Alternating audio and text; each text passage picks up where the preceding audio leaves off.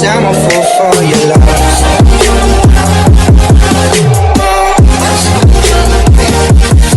Naging usap-usapan naman sa lahat ng social media platform ang ginawang jump shot ng Kim Pao sa harap ng Mount Mayon sa Legazpi, Albay.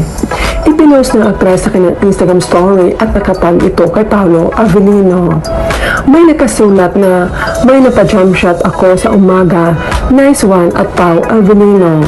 Sinasabing video makita na maganda ang pagkahugis ng bulkan at napaka-clear pa. Kaya komento ng ilang netizens na taga-Albay, may popular belief dito sa amin sa Albay about Mayon volcano. It is a good sign if a first-timer gets the chance to see Mayon uncovered with clouds.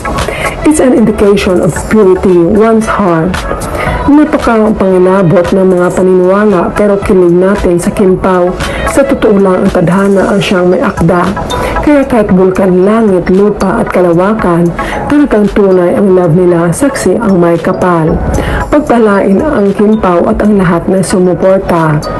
Rare lang yon at talagang sumang-ayon at maganda ang kahulugan. At ang twist pa dyan, originally, si Kim lang ang naimbitahan. Due to overwhelming public demand, sinama na si Paolo.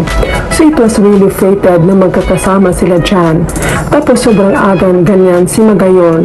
Di ba pag maaga pa maulap, pero yan clear sky at nagpapakita talaga sa Kim Pao in its full grandeur.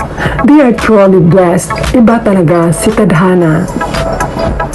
A popular superstitious belief about Mount Mayon is that if the volcano shows its perfect cone shape without any clouds obscuring, it is considered a good omen for couples.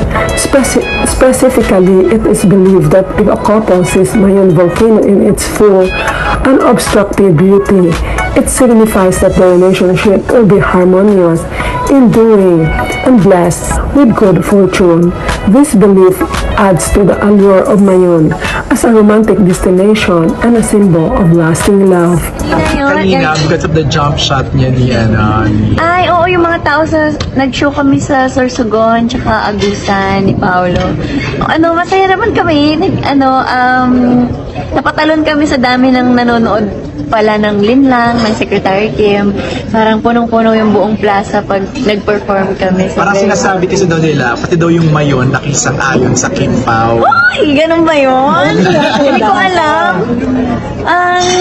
Maganda yung Mayon, wala siyang clouds. Isa siyang clear. Nakita kasi yan, ibig sabihin.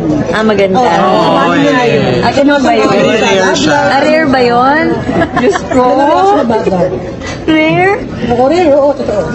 Hindi ko alam. Baka rare. Hindi ko alam. Baka nagkataon lang. Pero ito lang, question lang. Kamusta na kayo ni Tao? Yung friendship nyo, yung...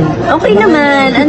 Ang dami naming ginagawa lately na magkasama. And then, marami din kaming show. So, sobra kaming very happy and overwhelmed sa natatanggap naming love, support. Ano